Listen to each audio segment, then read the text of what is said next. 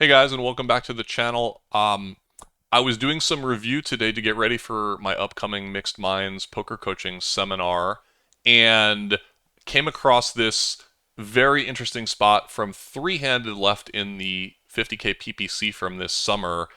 You could see the payout structure here on the screen, and the chip disparity here is pretty extreme, with the grinder, Michael Mizrachi, having all of the chips and the other two players having very few. When the grinder raises on the button, with Esther Taylor in the big blind extremely short, and Bryn Kenney in the small blind picks up ace king offsuit in limit hold'em. And I remember looking at this hand at the time and thinking that it was a very difficult situation. And today I decided to look at it in detail using Munker Solver, which I'm going to show you guys how it works, and we'll take a little bit of a look at here together. Before I do, think to yourself, what would you do in this situation? Obviously, it's a great thing to be at the final three of a huge tournament, but with the ICM pressure being this extreme, with the big blind being so shallow, what would you do with ace king off here in the small blind?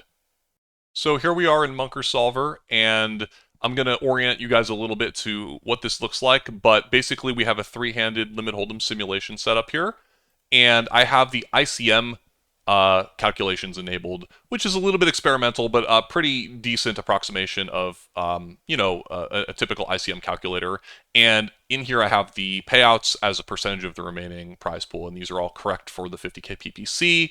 And here we have everybody's stack sizes, which are correct for the current hand in situation. The grinder has all the chips on the button.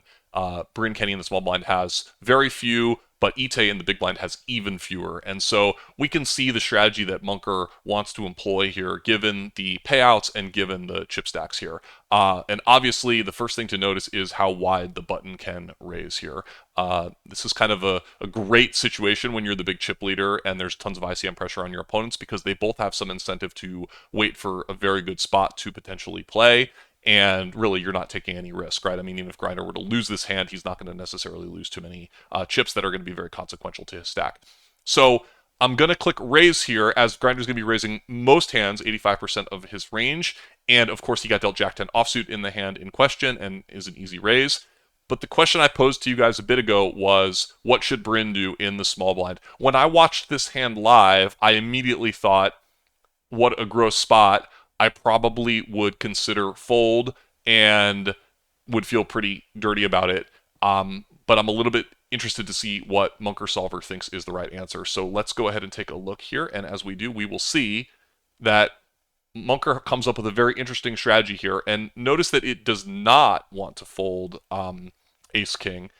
Ace King is showing up as a pure call, but Bryn is only supposed to play 7% of hands here and play them all as calls. So obviously, the biggest disaster that could happen here would be that he ends up busting before Ite in the big blind here. And in fact, let's go ahead and say that he does call here. Look at how tight Ite will play, just on the sheer hope that Bryn somehow finds a way to get all his chips in or gets crippled in this hand. Notice that she is now only supposed to play about 9.5% of hands total, even getting this insanely good price.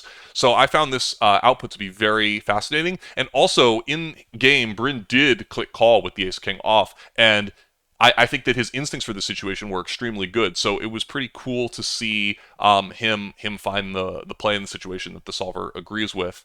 A couple other things that caught my mind here would be, one thing that we would never do in a cash game situation in limit hold'em is raise then fold for one more bet. But I am a little bit curious to see, not that he should be ever raising here, but if he were, by the way, if he were to 3-bet here, look at how tight the big blind is supposed to play, knowing that there's a chance that the small blind busts here.